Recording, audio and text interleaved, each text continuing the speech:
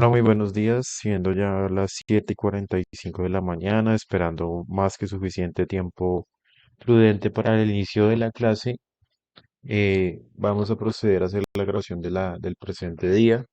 Nos encontramos en el día 3, en el cual ya los dos días previos se había hecho em, las sesiones referentes en los cuales hayan dejado dos actividades por día, en los cuales en la primera sesión se habían dispuesto las normas referentes al acceso a la plataforma, las normas de acceso a la videoconferencia, los horarios, entre todo. Entonces, para esta ocasión, para el día 3 vamos a tocar como aspectos el manejo y uso de la información, la Ley 1581 del 2012, el cierre de ventas y el manejo de objeciones.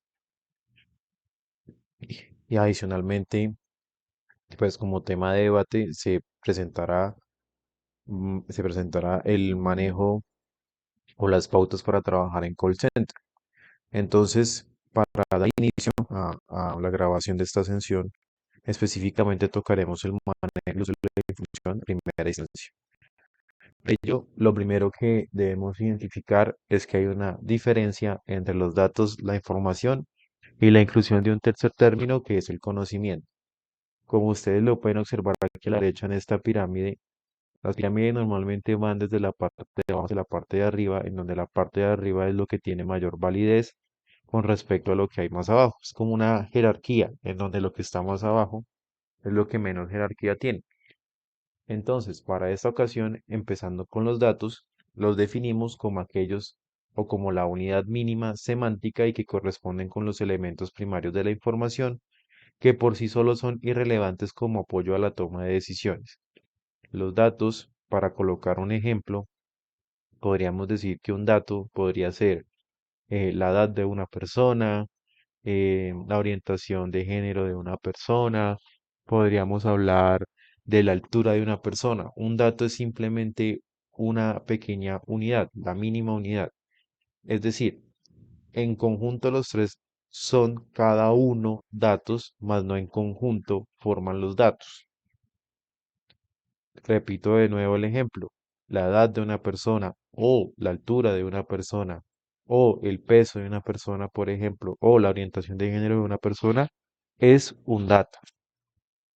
¿Y qué se hace con esos datos cuando se acumulan y se estructuran de forma sistémica, se procesan, generan un significado, es decir, logran relevancia, logran propósito, logran dar un contexto, en algunas ocasiones denominado también información como insight del término de información de valor, son los que llegan a ser de utilidad para quien quiera tomar pues decisiones. La información es el segundo dentro de dicha escala jerárquica, porque con la información ya tenemos una proyección o tenemos una idea de la acumulación de dichos datos. Recuerden que en este caso la acumulación de los datos que ya estén procesados y que pues logren dar una relevancia, un propósito y un contexto conforman la información. Entonces, cuando ya se han acumulado esos datos y ya a partir de ellos se pueda obtener en concreto la estructura de algo en particular, como en el caso que estábamos mencionando, de la altura, el peso, si recolectáramos todas las características de un individuo, ya tendríamos información de dicho individuo. Es decir, si yo sé solamente el peso de una persona, eso no me da información de dicha persona. Pero si yo tengo peso, tengo la edad, tengo el género, entre otras cosas, esa acumulación de datos sí me puede dar razón de un patrón de comportamiento en este caso, de una persona en particular, de un individuo. El siguiente paso es hablar del conocimiento. ¿Qué es el conocimiento? Si bien la información, muchos de nosotros la consideramos como la parte más alta de la estructura semántica de la cadena digamos, de valor de la información, la parte más alta es el conocimiento. Cuando nosotros tenemos información, tenemos las características de un individuo y podemos tomar decisiones o suposiciones o presunciones sobre dicho individuo, tal y como hemos venido manejando el ejemplo. Pero cuando nosotros comparamos la información entre individuos, es decir, cuando hacemos una comparación con otros elementos, podemos predecir, en este caso, consecuencias o podemos específicamente por ejemplo, de los individuos buscar conexiones y poder conversar con otros portadores de conocimiento. ¿Qué quiere decir? Que el conocimiento es una mezcla de experiencia, valores, información y el know-how, el saber hacer, que sirve como marco para la incorporación de nuevas experiencias e información y es útil para la acción. Es decir, el conocimiento nos dice, no basta con saber la información o describir las características de un individuo. Hay que compararlas para apropiar el conocimiento sobre dichas características. Eso para hablar del manejo y uso de la información en primera instancia, diferenciando los datos, la información y el conocimiento. No obstante, para continuar con el tema y abordarlo, es necesario remitirnos a la Ley 1581 del 2012. Ah, La Ley 1581 del 2012 es es una ley estatutaria por las cuales el Congreso de Colombia dictó disposiciones generales para la protección de datos personales. La ley relativamente es corta, se centra por básicamente 30 artículos. Esos 30 artículos, como toda norma, tiene una constitución inicial en su título uno, que es el objeto, el ámbito de aplicación y las definiciones. Es decir, normalmente todas las leyes tienen siempre por descripción en su primera parte el objeto de la ley, es decir, el fin de la ley, a quienes aplican y algunas definiciones porque pues estas serán usadas a lo largo del documento y pues es necesario apropiarlas desde el principio. Entonces viene el objeto de la ley 1581 del 2012, tenerlo en cuenta. Ley 1581 de 2012, que es para la protección de datos personales. El objeto, pues inherentemente vendrá siendo, es desarrollar el derecho constitucional, es decir, lo que viene por constitución, que tienen todas las personas a conocer, actualizar y rectificar las informaciones que se hayan recogido sobre ellas en bases de datos o archivos, y los demás derechos, libertades y garantías constitucionales a que se refiere el artículo 15 de la Constitución Política. Recordemos que la Constitución Política es la norma de normas y todas las leyes que hayan por debajo de la Constitución debe ser ente de validez a la misma, a dicha Constitución. ¿Cuál es el ámbito de aplicación? Entonces, todo lo que esté dispuesto en la presente ley será aplicable a los datos personales registrados en cualquier base de datos que los haga susceptibles de tratamiento por entidades que sean de naturaleza pública o privada. Sin embargo, nos dicen por acá que el régimen de protección de datos personales que se establece en la presente ley no aplicará para bases de datos o archivos mantenidos en un ámbito exclusivamente personal o doméstico. O en otras palabras, aquella información que se tenga específicamente de que sea familiar, que se maneja al nivel de una familia, pues no le aplicará la protección de datos personales. No obstante, cuando esa información se suministra a terceros, debe ser informada al titular y solicitar su autorización. Es decir, si tenemos información de la familia para el uso interno, no le aplicaría la ley. Sin embargo, si va a llegar a requerirse el envío de la información a un tercero, se tiene que informar al titular, es decir, al dueño de la información, solicitándole su autorización para compartirlo. A las bases de datos y archivos que tengan por finalidad la seguridad y defensa nacional, tales como la prevención, detención, monitoreo y control del lavado de activos y el financiamiento del terrorismo. A las bases de datos que tengan como fin y contengan información de inteligencia y contrainteligencia. A las bases de datos y archivos de información periodística y otros contenidos editoriales. a las bases de datos y archivos regulados por la Ley 1266 de 2008 y a las bases de datos y archivos regulados por la Ley 79 de 1993. Entonces, una vez visto a quién les aplican, vienen las definiciones. Las definiciones que trata la Ley de Protección de Datos Personales es que para los efectos de la presente ley se entiende por autorización como el consentimiento previo, expreso e informado del titular para llevar a cabo el tratamiento de datos personales. Base de datos. Dicha base de datos que se entiende como el conjunto organizado de datos personales que sea objeto de tratamiento. En primera instancia, autorización es una solicitud para que el titular, es decir, el dueño de la información, eh, valga la redundancia, de validez a que sus datos puedan ser tratados. La base de datos, el conjunto organizado de datos personales, es decir, los datos que serán tomados para ser tratados. Dato personal. Se considera dato personal cualquier información vinculada o que pueda asociarse a una o varias personas naturales determinadas o determinables. Es decir, cualquier información que se vincule con específicamente una persona o varias personas naturales. En otras palabras, un dato personal es algo que es muy privado en términos muy generales. Tenemos el encargado del tratamiento, que es una persona natural o jurídica de una entidad pública o privada, que él mismo o en asocio con otros realiza el tratamiento de datos personales por cuenta de un responsable del tratamiento. Responsable del tratamiento.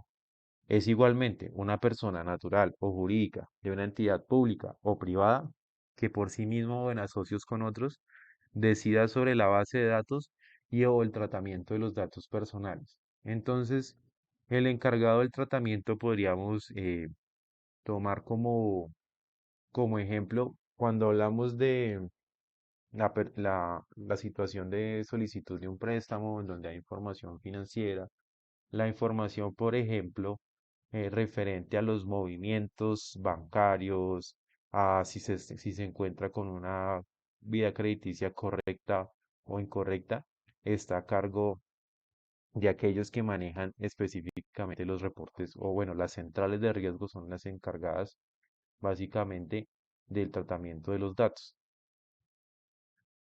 El responsable del tratamiento, en este caso, vendría siendo el banco, en donde el banco pues le pide al encargado del tratamiento básicamente conocer si una persona se encuentra o no reportada y en ese caso pues el responsable del tratamiento o banco para este ejemplo pues va a decidir o va a tomar decisiones con respecto a los datos que le han sido suministrados.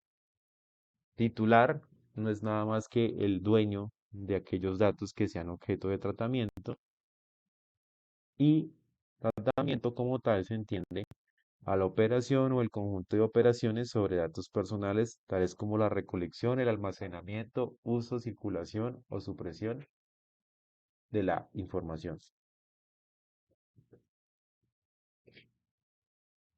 Bueno, principios del tratamiento de datos personales. Hay una serie de principios que son la legalidad en materia de tratamiento de datos. Es decir, el tratar los datos es una actividad regulada que debe sujetarse a lo que está establecido en esta y otras disposiciones que se puedan desarrollar. Finalidad. Tratar los datos debe tener una finalidad de acuerdo a la Constitución y a la ley que tiene que ser informada al titular. Es decir, conocer los datos o utilizarlos debe tener como tal un fin. En el caso de que comentaba previamente sobre la vida crediticia, el fin podría ser avalar o no avalar determinado préstamo. Principio de libertad. El tratamiento solamente puede ejercerse con el consentimiento previo, expreso e informado del titular.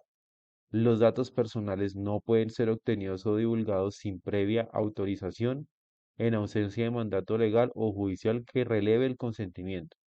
Es decir, el principio de libertad va de la mano con la autorización. Se tiene que para hacer el tratamiento de datos debe haber un consentimiento expreso, previo e informado al dueño de dichos datos. Principios de veracidad o calidad.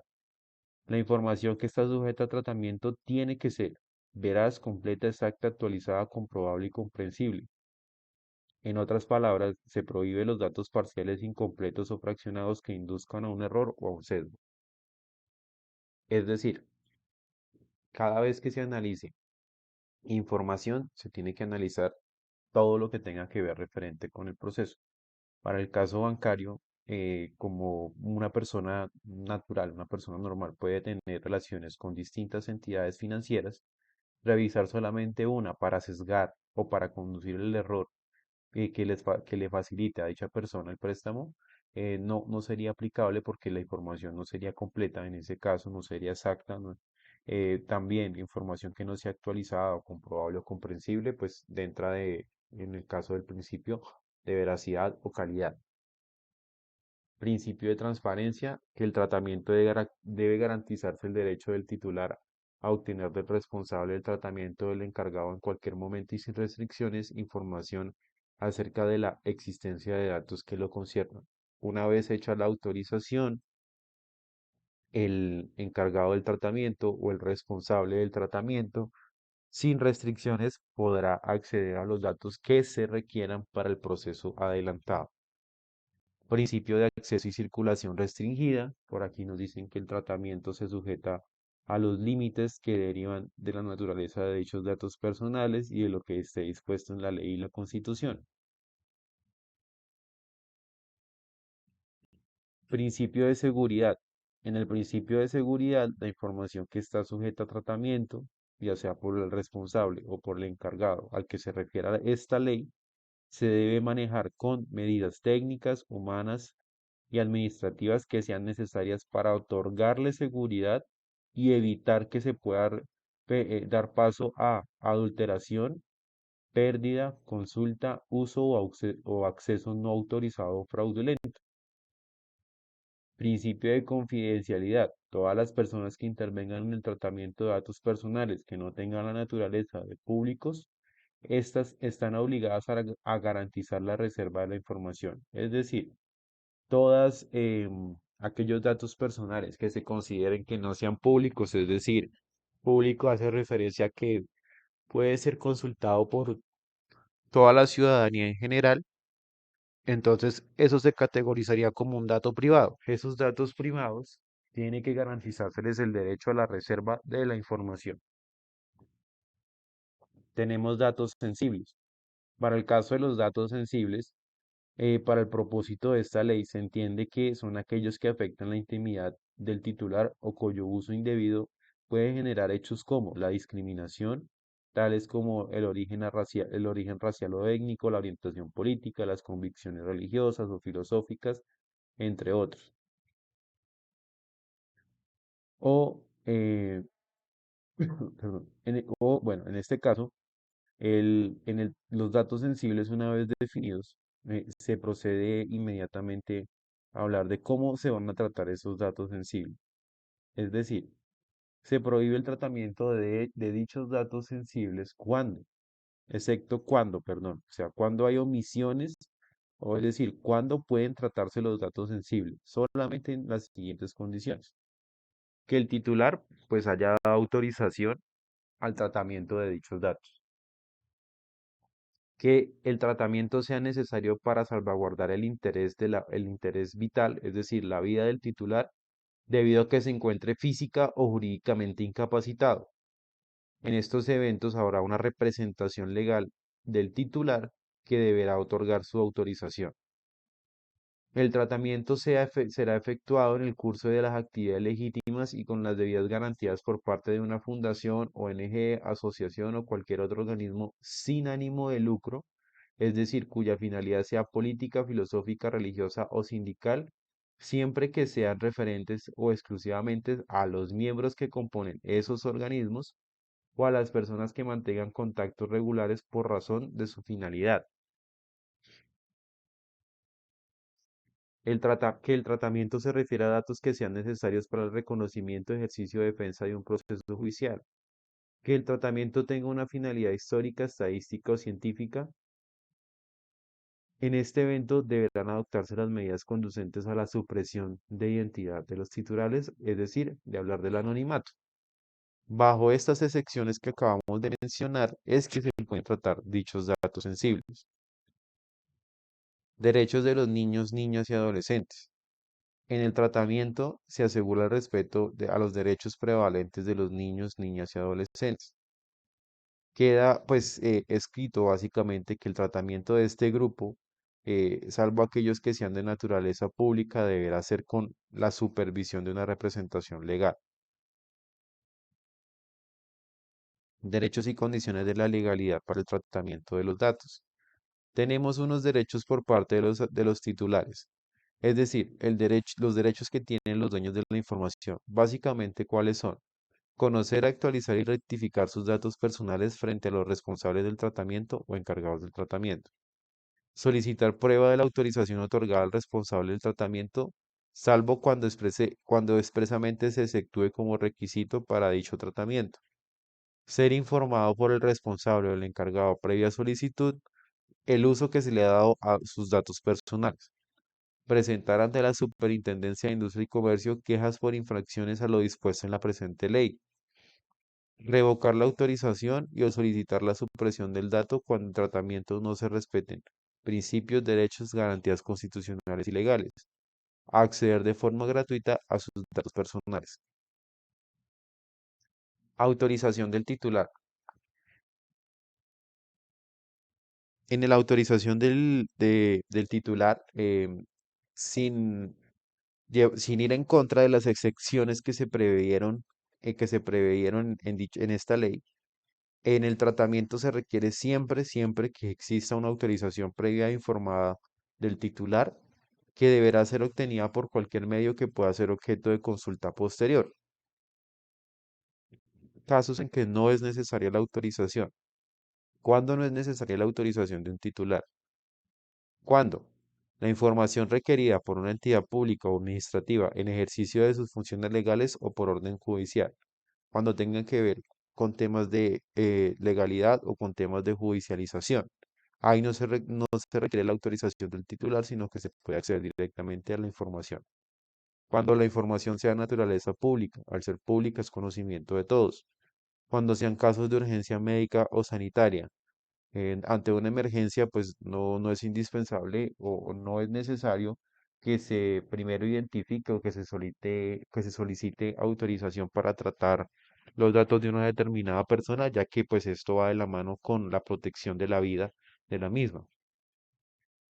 Cuando el tratamiento de la información autorizado por la ley sea para fines históricos, estadísticos o científicos bajo el enfoque del anonimato.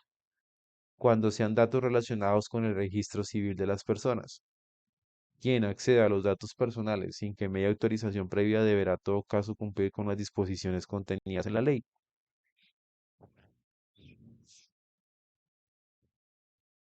Los responsables del tratamiento de los datos siempre tienen el deber de informar al titular expresamente cuando sus datos personales vayan a ser sometidos y cuál es la finalidad de ese sometimiento. Los derechos que le asisten como titular, la identificación, dirección física o electrónica y teléfono de quien vaya a tratar los datos. Procedimientos. Para los procedimientos hay consultas. Dice, los titulares o causavientes. Cuando se habla de causavientes, son, digamos, por ejemplo, titular que es un padre, su causaviente vendría siendo un hijo, el padre del padre, incluso un hermano, dependiendo de las circunstancias. Podrán consultar la información personal del titular que repose en cualquier base de datos, sea esta del sector público o privado. Reclamos. El titular o sus causavientes que consideren que la información contenida en una base de datos debe ser objeto de corrección, actualización o supresión, o cuando adviertan el presunto incumplimiento de cualquiera de los deberes contenidos en esta ley, podrán presentar un reclamo ante el responsable del tratamiento. En otras palabras, Los causavientes o el titular podrán solicitar la corrección de la información por medio de un reclamo. Cuando se habla de causavientes, esos causavientes básicamente son los que van en representación del titular. Adicionalmente, por acá la normativa nos habla acerca de unos tiempos de resolución en los cuales deben haber unos estados que se deben colocar. Entonces, solo por citar un ejemplo, cuando alguien que reciba el reclamo no tenga la competencia para poder solucionar, corregir dicha información, debe darle traslado a la solicitud a quien corresponda en un término de 2 días hábiles e informar de la situación al interesado que sea titular o causaviente. Así como hay derechos de los titulares, hay unos deberes de los responsables del tratamiento. Esos deberes son garantizar al dueño de la información al titular en todo tiempo y en pleno, efectivo ejercicio del derecho de habeas data.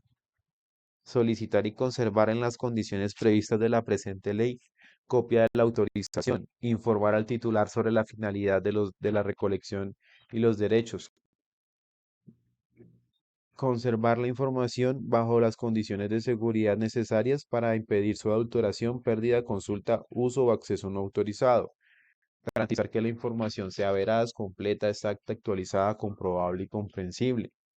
Actualizar la información comunicando de forma oportuna al encargado del tratamiento todas las novedades respecto de los datos previamente que se le hayan suministrado. Rectificar la información, suministrar al encargado del tratamiento, según sea el caso, los datos única y exclusivamente de dicho tratamiento. Exigir al encargado del tratamiento en todo momento el respeto de las condiciones de seguridad y privacidad. Tramitar las consultas y reclamos formulados en los términos señalados en la presente ley. Adoptar un manual interno de políticas y procedimientos para garantizar el cumplimiento de la misma. Informar al encargado del tratamiento cuando determinada información se encuentra en discusión por parte del titular. Informar a solicitud del titular sobre el uso de sus datos. Informar a la autoridad de protección de datos cuando se presenten violaciones a los códigos de seguridad y existan riesgos en la administración de la información de los titulares. Cumplir con las instrucciones y requerimientos que imparta la Superintendencia de Industria y Comercio. Esos son los deberes de los responsables del tratamiento. Vienen los deberes de los encargados de tratamiento, que son muy similares. Las diferencias radican en términos muy generales, es en los términos, por ejemplo, de actualización de la información. Los responsables del tratamiento tienen 5 días, mientras que eh, perdón, en los encargados del tratamiento tienen un término de 5 días para actualizar la información, una vez haya sido reportada por los responsables del tratamiento. En el caso de los responsables del tratamiento,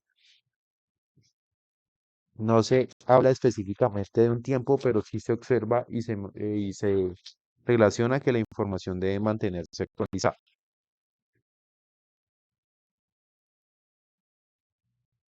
Tienen mecanismos de vigilancia y sanción. Entonces, la Autoridad de Protección de Datos dice que la Superintendencia de Industria y Comercio, a través de una delegatura para la protección de datos personales, será quien ejerza la vigilancia para garantizar que el tratamiento de datos se respete los principios, derechos y garantías y procedimientos que se prevén en esta ley. Recursos para el ejercicio de las funciones. La superintendencia, la SIC, para abreviarla, contará con los siguientes recursos para ejercer las funciones que le son atribuidas por la presente ley. Los recursos que les sean destinados única y exclusivamente por el presupuesto general de la nación. ¿Cuáles son las funciones? La función de la SIC será velar por el cumplimiento de la legislación de materia de la protección de datos personales, adelantar investigaciones, disponer el bloqueo temporal de los datos cuando de la solicitud y de las pruebas aportadas por el titular se identifique un riesgo de vulneración de los derechos fundamentales del mismo y dicho bloqueo sea necesario para protegerlos mientras se adopta una decisión definitiva. Promover y divulgar los derechos de las personas en relación con el tratamiento de los datos personales. Implementar campañas pedagógicas para capacitar e informar a los ciudadanos acerca del ejercicio y garantía del derecho. impartir instrucciones sobre las medidas y procedimientos necesarios para adecuar las operaciones de los responsables del tratamiento, solicitar a los responsables del tratamiento y encargados información que sea necesaria para el ejercicio de las funciones de la SIC, proferir declaraciones de conformidad sobre las transferencias internacionales de datos, administrar el Registro Nacional Público de Bases de Datos y emitir órdenes y actos necesarios para su administración y funcionamiento, sugerir o recomendar ajustes correctivos o adecuaciones a la normatividad que resulte acorde con la evolución tecnológica, informática o comunicacional, requerir la colaboración de entidades internacionales o extranjeras cuando se afecten los derechos de los titulares y todo lo demás que sea asignado por la ley. Para el capítulo de procedimientos y sanciones, cuando hablamos de trámite, nos dice que la SIC, una vez establecido el incumplimiento de las disposiciones de esta ley por parte, bien sea del responsable o del encargado del tratamiento, adoptará una serie de medidas y sanciones. Estas sanciones pasan por multas de carácter personal e institucional que equivalen hasta 2.000 salarios mínimos mensuales legales vigentes, es decir, hoy en día más de 2.000 millones de pesos, mientras vigentes al momento de la imposición de la sanción. Las multas podrán ser sucesivas mientras subsista el incumplimiento que las originó. Es decir, no es una multa única, sino si sigue el incumplimiento que origina la sanción, se puede seguir aplicando dicha multa de 2.000 salarios mínimos mensuales legales vigentes. Suspensión de las actividades relacionadas con el tratamiento hasta por un término de 6 meses, y en dicho acto se debe indicar qué medidas se deben adoptar. Cierre temporal de las operaciones relacionadas con el tratamiento de datos transcurrido el término de suspensión. Cierre inmediato y definitivo de la operación que involucre el tratamiento de datos sensibles.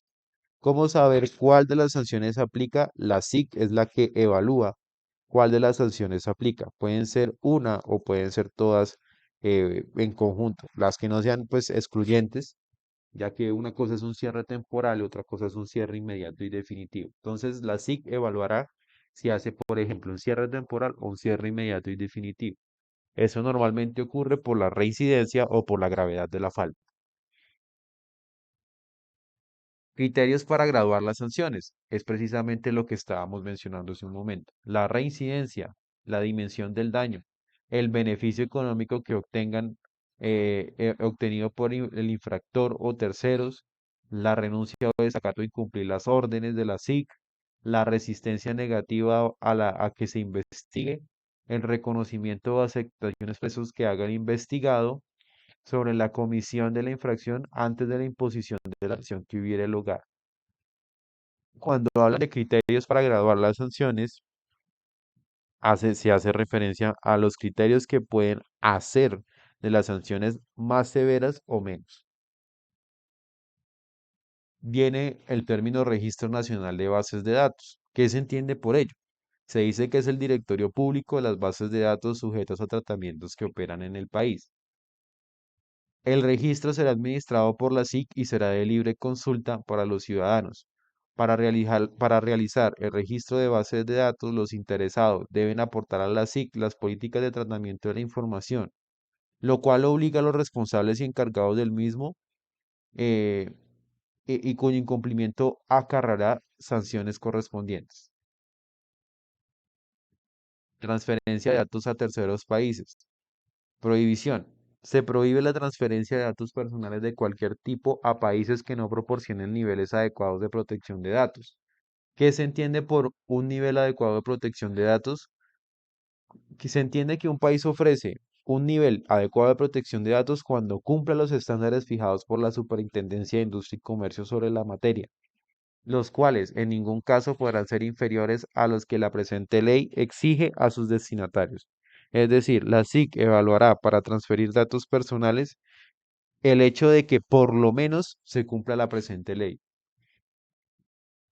Dicha prohibición no rige cuando se trate de información que haya expresado el titular con previa autorización, intercambio de datos de carácter médico cuando así lo exija el tratamiento del titular, ya sea por razones de salud o higiene pública, transferencias bancarias o bursátiles conforme a la legislación que les resulte aplicable, Transferencias acordadas en el marco de tratados internacionales en los cuales la República de Colombia sea parte, con fundamento en el principio de reciprocidad. Transferencias necesarias para la ejecución de un contrato entre el titular y el responsable del tratamiento o para la ejecución de medidas precontractuales siempre y cuando se cuente con la autorización del titular. Transferencias legalmente exigidas para la salvaguardia del interés público, para el reconocimiento, ejercicio o defensa de un derecho de proceso judicial.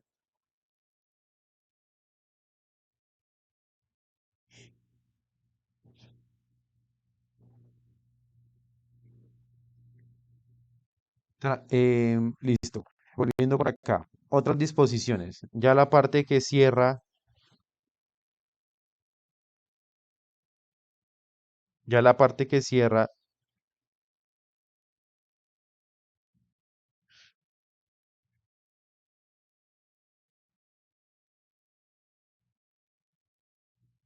ya la parte que cierra son las otras disposiciones.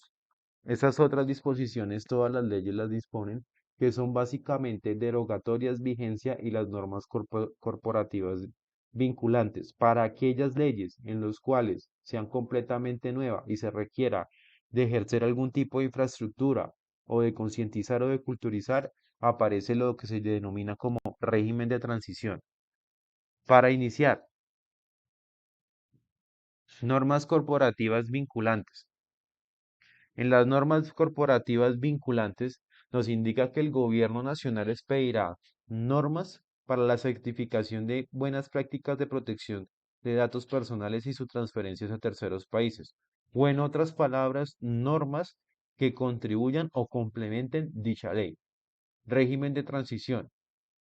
Cuando esta ley surge en el 2012, se vio la necesidad de dar un plazo razonable para que todos aquellos que manejen y usen información pudieran transitoriamente pasar, o mejor dicho, gradualmente aplicar dicha ley.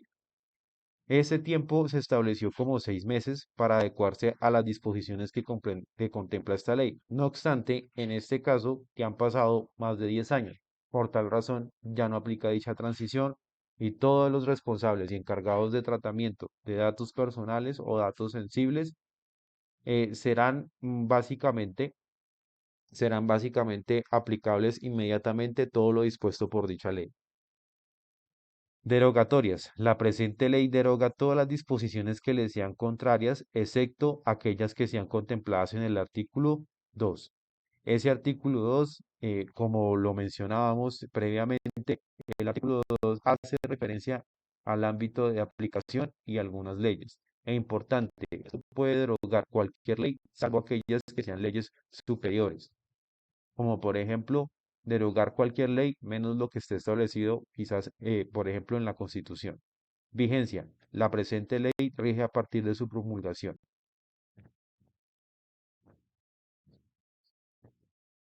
Bueno, con esto habríamos cerrado el tema de la ley 81 del 2002. Para este día ya habríamos abordado el concepto de manejo y, bueno, más que todo, de información, datos y conocimientos. El manejo y uso de la información está básicamente dado por esta ley de habeas data. Viene el cierre de eventos y objeciones. Cierre de eventos. El cierre de eventos es generado por un momento de desenlace o un momento determinado de una venta. Para ello es necesario preparar o estudiar el cierre, determinar la creación de necesidad del cliente, argumentar, tener en cuenta el tratamiento de las opciones y cómo llevar ese proceso de cierre de desenlace. Entonces, hay una serie de técnicas profesionales de eventos. Esas técnicas son las que ustedes observan en pantalla. A través del cierre alternativo, cierre directo, la dificultad por equivocación, el tipo Benjamin Franklin, el cierre de ventas por amarre y el cierre de manera. ¿Cómo son esos y cómo son los casos? Cierre directo. Por ejemplo, nos dice que imaginemos que un prospecto, ¿quién es un prospecto? Un cliente, pero en el caso de prospecto es más un potencial cliente, ya que todavía no nos ha adquirido, no nos ha comprado un bien o un servicio. Entonces, ese prospecto todavía no ha confirmado su voluntad de comprar. Es ahí cuando entramos a preguntar a qué dirección enviamos su primer lote. Es cuando de forma inherente a la negociación que se está realizando, lo estamos induciendo a la compra. De hecho, todas las técnicas de cierre de venta van a la inducción de la compra. Cierre la alternativa, cuando se le ofrece, cuando un determinado cliente decidió quedarse con algún producto. Entonces se le pregunta, por ejemplo, si lo desea en un determinado color u otro, lo desea en gris o en azul marino. Cierre de ventas por amarre. Nos dice que es una forma de relacionar con situaciones o con necesidades del momento para incentivar la compra. Entonces, en el ejemplo de acá dice, en los tiempos que corren, contar con un proveedor que le proporcione tantas facilidades es una gran ventaja. ¿Eh? De aquí de forma inherente le estamos diciendo que somos su proveedor, que le ofrecemos una gran ventaja debido a las facilidades que tenemos. Aquí lo estamos amarrando es con la confianza o el grado de confianza que coloca el proveedor. Cierre la dificultad. Por ejemplo, puede, puede pensárselo cuanto quiera, solo que esta gama de cuchillos de cocina es tan de buena calidad que casi hemos agotado las existencias. Si no los encarga ahora, luego tal vez tenga que esperar de 2 a 3 meses para recibirlo. Entonces, el cierre de la dificultad parte de jugar con esa necesidad, de comentarle de pronto situaciones de escasez que lo conduzcan o que lleven al prospecto a que finalmente ejecute la compra y nosotros por consecuente cerrarle. Ser por equivocación.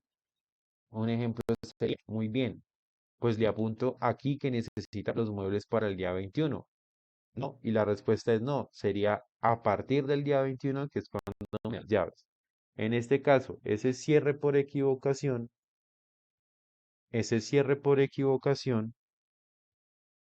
discúlpenme un segundo, pausa un momento.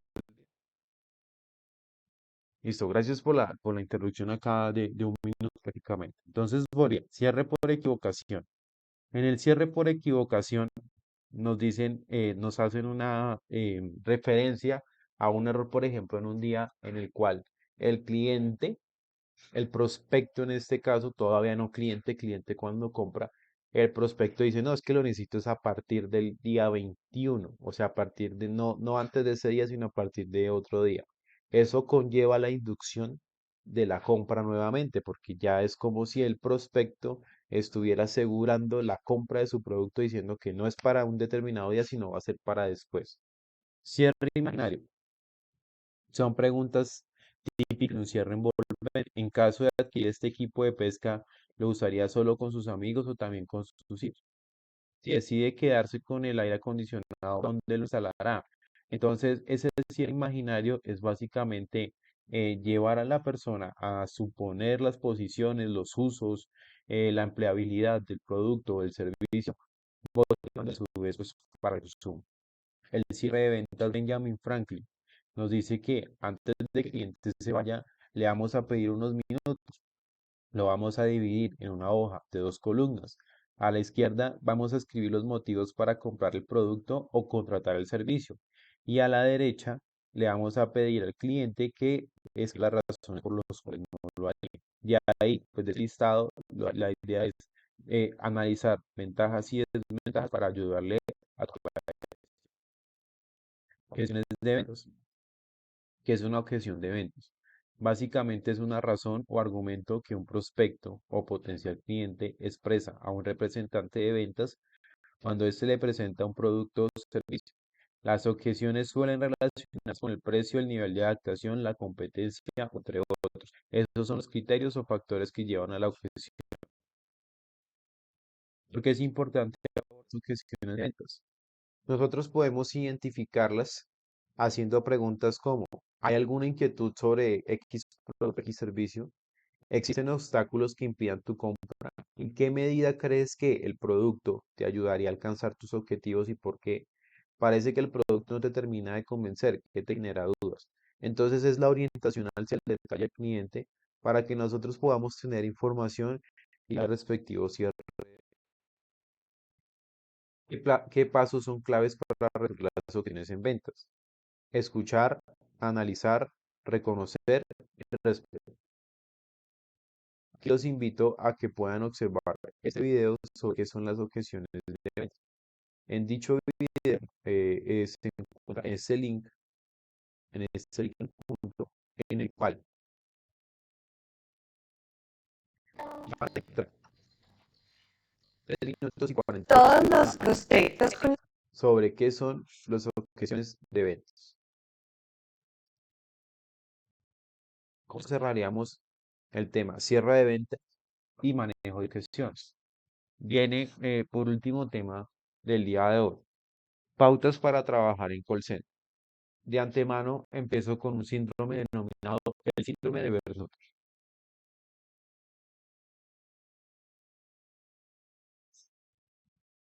El síndrome de Burnout es el síndrome de trabajador quemado. Cuando hacemos referencia al trabajador quemado, hacemos referencia al estrés laboral que puede llegar a ocurrir. Ocurre mucho en call center. En call center ocurre específicamente por la cantidad de tareas y labores que se ejecutan, especialmente en el medio básicamente telefónico, en el cual se asume que por la virtualidad y los espacios de trabajo en casa hay una serie o hay mayor propensidad a que se trabaje con mayor, digamos, libertad o más cómodamente porque estamos en un entorno que reconocemos.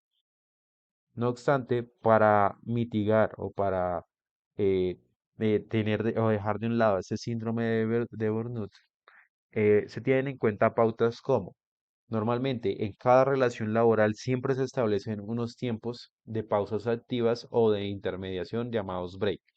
En esos breaks la recomendación es desconectarse por esos 10 o 15 minutos sobre la actividad y dedicarse a otras labores, no pensar en lo que pasará después o en lo que ha pasado. Es una especie de desconexión mental sobre la labor ejecutada. Lo mismo ocurre para los días de descanso.